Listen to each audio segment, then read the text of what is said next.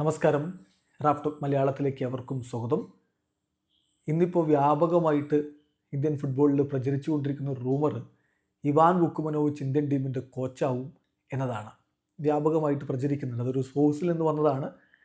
അതിൽ പറയുന്നത് വിശ്വാസയോഗ്യമായ സോഴ്സുകൾ വെച്ച് ഇവാൻ വുക്കുമനോവിച്ച് ഇന്ത്യൻ ടീമിൻ്റെ കോച്ചാവാനുള്ള ഒരുക്കങ്ങൾ നടത്തിക്കഴിഞ്ഞു. ഇഫ് മനോലോ സ്റ്റെപ്പ് ഡൗൺ എന്ന തരത്തിലാണ് കാര്യങ്ങൾ പറയുന്നത്. പക്ഷേ മനോലോ ഇപ്പോൾ സ്റ്റെപ്പ് ഡൗൺ ചെയ്തിട്ടില്ല. ഇനിയിപ്പോൾ സ്റ്റെപ്പ് ഡൗൺ ചെയ്താൽ തന്നെ സ്റ്റെപ്പ് ഡൗൺ ചെയ്യുന്നതിന് മുമ്പ് മറ്റൊരു കോച്ചിനെ AFF കോൺടാക്റ്റ് ചെയ്യുമെന്നുള്ള ചോദ്യങ്ങളൊക്കെ സ്വാഭാവികമായിട്ടും ഫുട്ബോളിനെ പിന്തുടരുന്ന എല്ലാവരുടെ മനസ്സിലും ഉണ്ടാകും. അപ്പോൾ നമ്മൾ ഈ വിഷയത്തിൽ എന്താണ് യാഥാർത്ഥ്യം എന്നുള്ളതൊന്ന് പരിശോധിക്കുകയാണ്.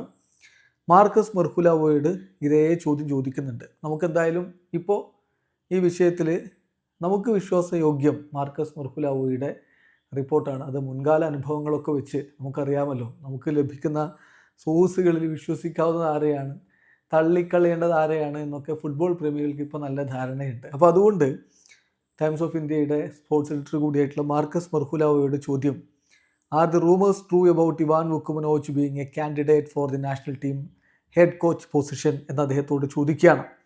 അപ്പോൾ അതിനുള്ള അദ്ദേഹത്തിൻ്റെ മറുപടി, it's very unlikely that AFF will contact anyone without first parting ways with Manolo Marcus.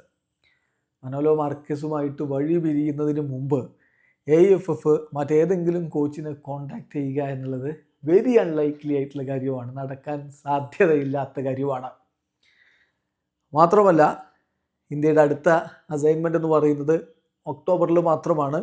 So ആവശ്യത്തിന് സമയവുമുണ്ട്. അതുകൊണ്ട് തന്നെ ഇപ്പോൾ ഇങ്ങനെ ഒരു കോൺടാക്റ്റ് AFF നടത്തിയിട്ടുണ്ടെങ്കിൽ ഞാൻ അതിൽ സർപ്രൈസ്ഡ് ആയിരിക്കും. അതായത് സാധ്യതയില്ല എന്നാണ് അദ്ദേഹം പറയുന്നത്. ആദ്യം നടക്കേണ്ടത് ഈ കോൺട്രാക്ട് ടെർമിനേഷനാണ്. അതിപ്പോൾ സംഭവിച്ചിട്ടില്ലല്ലോ. അപ്പോൾ ആദ്യം നടക്കണം.